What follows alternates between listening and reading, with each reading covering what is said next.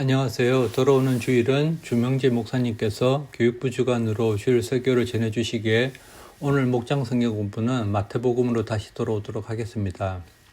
지난번까지 마태복음 7장까지 함께 살펴보았습니다. 여러분도 아시다시피 마태복음은 신약 성경의 첫 번째로 나오는 복음서로 저자는 세리였던 예수님의 제자 마태로 여겨지며 이 복음서의 주 대상자는 당시 유대인들에게 예수님께서 그들이 기다리고 있던 메시아시며 하나님의 아들로 구약의 예언들이 성취되었음을 이 마태복음을 통해서 말씀하고 있습니다. 그래서 마태는 예수님의 탄생과 초기 생애에 대해서 이 복음서의 전반 부분인 1장에서 3장까지 적었고, 그리고 마태복음의 마지막 부분인 26장에서 28장은 예수님이 십자가상의 죽음과 부활에 관하여 적고 있습니다. 그리고 그 중간에 유대인들에게 익숙한 구조인 모세오경, 즉 5가지 책인 토라의 말씀처럼 5가지 예수님의 공생애의 사역과 가르침을 배열하고 있습니다. 그 첫 번째 말씀이 산상설교를 중심으로 한 하나님의 나라와 하나님의 백성의 삶에 대해서 지난번에 살펴보았습니다.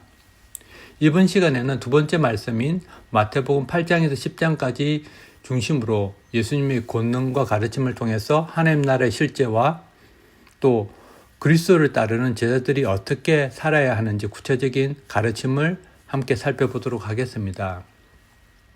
먼저 마태복음 8장에서 9장을 보시면 사도 마태는 전체적으로 9가지 예수님의 기적을 적고 있습니다. 그것을 또 3개씩 나누어서 예수님의 기적을 보여주면서 중간중간에 예수님의 가르침을 전개하고 있습니다.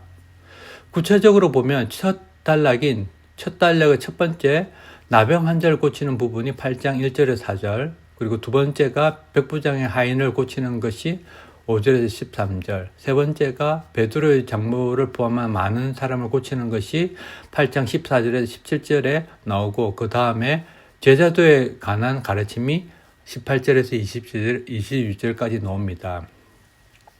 그리고 두 번째 단락의 첫 번째 기적은 풍랑을 잠잠케 하시는 기적이 23절에서 27절, 두 번째 귀신 들린 사람을 고치는 것이 8장 28절에서 34절, 세 번째 중풍병자를 고치는 것이 9장 1절에서 8절까지입니다. 그리고 마태를 포함한 제자를 부르시고 금식의 진정한 의미를 가르치는 부분이 9장 9절에서 17절까지입니다. 그리고 마지막 세 번째 단락이 세 번째 단락 첫 번째 부분이 해당장 딸과 혈루증 여인을 고치시는 부분이 9장 18절에서 26절, 두 번째 기적이 눈먼 사람을 고치시는 것이 27절에서 31절, 마지막 세 번째 귀신 들린 벙어리를 고치시는 것이 9장 32절에서 34절까지이며, 그리고 그 끝에 9장 35절에서 38절까지 출사할 것은 많은데 일꾼이 적음을 말씀하시면서 제자들을 부르시는 예수님의 말씀으로 끝납니다. 그리고 10장은 그렇게 부르신 제자들의 사명과 본질, 그리고 권능, 그리고 복음으로 인한 갈등과 헌신을 말씀하고 있습니다. 먼저 8장 처음에 나오는 나병 환자에게 나타난 기적을 함께 살펴보도록 하겠습니다. 8장 1절에 보시면 예수님께서 산에 내려오시니 많은 무리가 그를 따라왔다. 예수님께서 산상설교, 즉 산상수훈을 마치시고 내려오는데 많은 사람들이 예수님을 따라온 것을 알 수 있습니다. 그런데 2절에 보시면 나병 환자가 예수님께로 다가오는 것을 알 수 있습니다. 2절, 나병 환자 한 사람이 예수께 다가와 그에게 절하면서 말하였다. 주님, 하고자 하시면 나를 깨끗하게 해 주실 수 있습니다. 마태는 정확하게 모든 상황을 적고 있지 않지만 본문에서 알 수 있는 것은 나병 환자가 많은 무리 사이에서 예수님께 다가와서 절하고 있는 장면을 볼 수 있습니다. 지금도 그렇지만 예수님이 사셨던 1세기의 중동 지방에서 나병 환자들은 많은 사람들과 함께 있을 수 없었습니다. 레위기에 보시면 나병 환자들이 자신이 부정하다라고 말함으로써 다른 사람들과 격리되어 있어야만 했었습니다. 그런데 오늘 본문에서 그런 나병 환자가 예수님께 나와 절하며 주님, 하고자 하시면 나를 깨끗하게 해 주실 수 있습니다 라고 고백하고 있습니다. 나병 환자의 이 짧은 고백에 많은 의미를 담고 있습니다. 첫 번째가 자신과 예수님과 관계를 주님이라고 지칭하며 자신은 종임을 고백하고 있습니다. 그리고 두 번째가 이 나병 환자의 믿음입니다. 즉 주님께서 하고자 하시면 자기를 이 나병에서 깨끗하게 해줄 수 있다라는 고백입니다. 이 고백은 다시 말하면 주님이 원치 않으시면 자신의 나병이 낫지 않아도 된다는 믿음입니다. 주님, 하고자 하시면 나를 깨끗하게 해주실 수 있습니다. 이 나병 환자는 예수님과의 관계에서 자신이 예수님께 종의 관계이며 주인이신 예수님께서 원하시면 자신을 깨끗하게 해줄 수 있는 분이시다라는 믿음을 고백하고 있습니다. 이에 예수님께서 3절에 와 같이 다음 말씀하고 계십니다. 3절에 예수께서 손을 내밀어서 그에게 대시고 그렇게 해주마 깨끗하게 되어라 하고 말씀하시니 곧 그의 나병이 나았다. 그 나병 환자 믿음대로 예수님께서 그를 고쳐주셨습니다. 그리고 예수님께서는 유대인의 전통에 따라 4절에 그에게 말씀하고 계십니다. 예수께서 그에게 말씀하시기를 아무에게 아무 말도 하지 말아라. 가서 제사장에게 내 몸을 보이고 모세가 명한 예물을 바쳐서 사람들에게 전거로 삼도록 하여라 하셨다. 예수님께서 나병 환자를 고치시는 이야기를 세린 마태는 산상설교 이후에 하나님 나라의 실제적인 모습, 즉 진정한 믿음에 관하여 가장 먼저 적고 있습니다. 다음은 예수님께서 백부장의 종을 고치시는 장면입니다. 5절에서 6절 예수께서 가버나움에 들어가시니 한 백부장이 다가와서 그에게 간청하여 말하였다. 주님, 내 종이 중풍으로 집에 누워서 몹시 괴로워하고 있습니다. 예수께서 가버나움으로 들어가셨습니다. 오늘 본문에서 계속 나오지만 이 가버나움은 예수님께서 갈릴리에서 주로 사역하셨던 곳이고 세리 마태를 부르신 곳이며 가버나움은 나홈의 마을이라는 뜻으로 선지자 나홈과 관련이 있는지 정확하게는 알 수 없습니다. 그런데 이 가버나움에서 백부장이 예수님께로 다가옵니다. 당시 로마 식민지였던 이스라엘은 로마 주둔군이 있었습니다. 백부장은 100여 명 정도의 군사를 다스리는 사람으로 백부장이라 불렀고 이런 백부장 10명이 모여서 천부장이 되었고 이 천부장 6명이 모여서 모인 군대를 군단이라고 하여 6,000명 정도의 군사가 있게 되어 현재 시스템의 중대, 대대, 연대 정도의 비슷한 모습일 것입니다. 즉 로마 군인인 백부장이 지금 예수님께 나와 앞에서 나병 환자가 예수님께 고백하였던 것처럼 주님이라고 예수님께 고백하고 있습니다. 이는 어쩌면 이 백부장에게 생명의 위협을 겪을 수 있는 것이었습니다. 이 백부장은 오직 로마 황제에게만 주님이라고 부를 수 있기 때문입니다. 그렇게 생명의 위협을 무릅쓰고 예수님께 다가와 부탁한 것은 주님, 내 종이 중풍으로 집에 누워서 몹시 괴로워하고 있습니다. 백부장이 예수님께 나와 간구한 것은 자기의 안위를 위한 것이 아니라 자기가 부리고 있는 종이 지금 중풍으로 누워 있어 몹시 괴로워하고 있다고 고쳐달라고 하는 것이었습니다. 이에 예수님은 7절에 다음과 같이 말씀하십니다. 예수께서 그에게 말씀하셨다. 내가 가서 고쳐주마.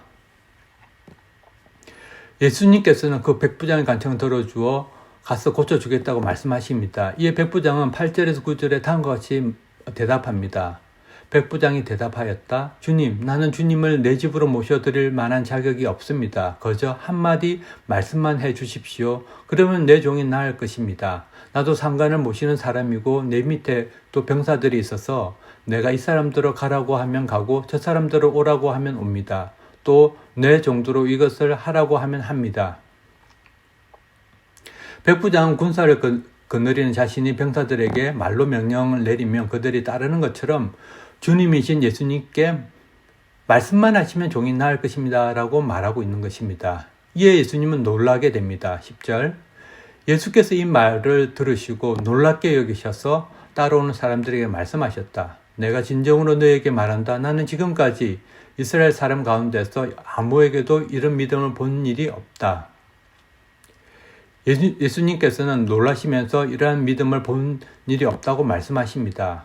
많은 사람들이 예수님의 기적에 놀라하지만 예수님께서는 이 백부장의 참 믿음에 놀라하셨습니다. 이렇게 9장까지 마태는 예수님의 기적들을 통한 진정한 하나님 나라의 믿음에 관하여 이야기하고 10장에서는 그리스도를 따른 제자들이 살아야 하는 삶의 방식에 대해서 말씀하고 있습니다. 10장 16절에서 25절은 예수님을 따르는 그리스도인은 언제나 세상에서 박해를 받고 미움을 받지만 그때마다 뱀처럼 지혜롭고 비둘기처럼 순결하게 하나님 나라의 일을 하고 끝까지 견디어 구원을 얻으라고 말씀하십니다. 10장 16절 부활한 내가 너희를 내보내는 것이 마치 양을 이리대 가운데로 보내는 것과 같다. 그러므로 너희는 뱀과 같이 슬기롭고 비둘기와 같이 순진해져라. 22절 너희는 내 이름 때문에 모든 사람에게서 미움을 받을 것이다. 그러나 끝까지 견디는 사람은 구원을 얻을 것이다. 다음으로 10장 26절에서 28절은 예수님께서 두려워하지 말으라고 말씀하십니다. 그 이유는 히브리서 4장 16절에 있는 것처럼 하나님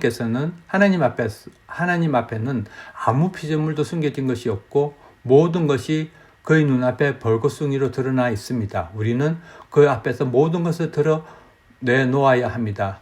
말씀처럼 모든 것이 결국에는 밝혀지고 몸은 죽어도 영혼을 죽이지 못하는 것을 두려워하지 말라고 예수님께서 말씀하십니다.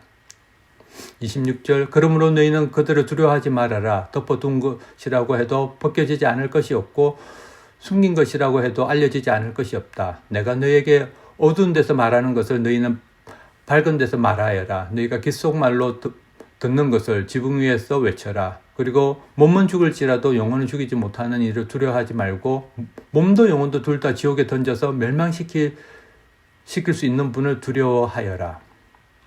다음 32절 33절은 사람 앞에서 그리스도를 시인하라고 말씀하십니다. 왜냐하면 예수님을 부인하면 하나님 앞에서 인정받지 못하기 때문입니다. 32절 누구든지 사람 앞에서 나를 시인하면 나도 하늘에 계신 내 아버지 앞에서 그 사람을 시인할 것이다. 그러나 누구든지 사람들 앞에서 나를 부인하면 나도 하늘에 계신 내 아버지 앞에서 그 사람을 부인할 것이다. 37절에서 39절은 예수님, 즉 복음보다 다른 것을 더 사랑한 사람은 예수님께 적합하지 않고 자기 십자가를 지고 예수님께 따르지 않는 사람도 적합하지 않다고 말씀하십니다. 그리고 예수님께서는 역설적으로 자기 목숨을 얻으려는 사람은 영원한 생명을 얻지 못하고 예수님을 위하여 자기 목숨을 잃는 사람은 영원한 생명을 얻는다고 말씀하십니다. 37절 나보다 아버지나 어머니를 더 사랑한 사람은 내게 적합하지 않고 나보다 아들이나 딸을 더 사랑한 사람도 내게 적합하지 않다.